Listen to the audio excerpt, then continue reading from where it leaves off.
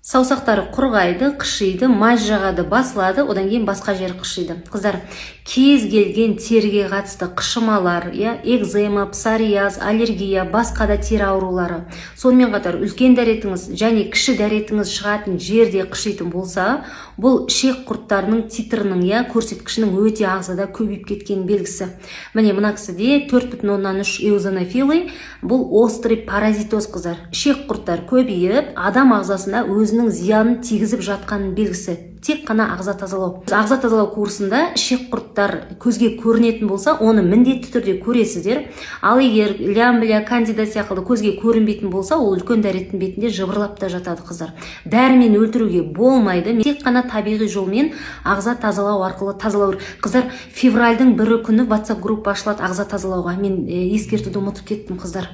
Сондықтан төлем жасап өз орындарыңызды алып, алу керек заттар тізімін алыңыздар.